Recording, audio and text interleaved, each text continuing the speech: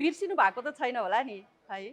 हजुर, धेरै अगाडि मैले गरेको चलचित्र छोरी बुहारी, जसमा मैले एउटा मालती, गाउँमा हुँदा मालती र सहरमा आएपछि मालाको क्यारेक्टर निभाएको थिएँ। अझ अर्को चलचित्र बर पिपल, जसमा मैले देवीको क्यारेक्टर निभाएको थिएँ। मलाई थाहा छ तपाईँहरूले अझसम्म पनि मलाई भुल्नु भएको छैन। अहिले विभिन्न सोसियल मिडियाको कारणले पनि ती नामहरूले तपाईँहरूले मलाई सम्बोधन गर्नुहुन्छ, जसले मलाई अति नै हौसला दिन्छ चलचित्र क्षेत्रमा अझ सक्रिय रहनको लागि, धेरै नै मलाई मद्दत पुर्याउँछ।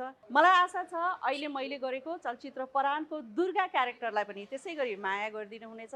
आफ्नो समय निकालेर नजिकको चलचित्र हलहरूमा गएर चलचित्र परान हेरिदिनु होला र मैले गरेको काम, हाम्रो परान टिमले नै गरेको काम, कमी कमजोरी के छ जस्ताको तस्तै अहिले चाहिँ सोसियल मिडिया एकदम पावरफुल भएको कारणले पनि सोसियल मिडियामा पनि त्यसको हाम्रो कामको एउटा मूल्याङ्कन गरिदिनु होला, लेखिदिनु होला। साथीभाइ, आफ्नो छरछिमेकलाई भनिदिनु होला कि चलचित्र परानको बारेमा। र मैले यही आशा गरेको छु कि चलचित्र परान हेरेर तपाईँहरूले अवश्य नै मनोरञ्जन लिनुहुनेछ।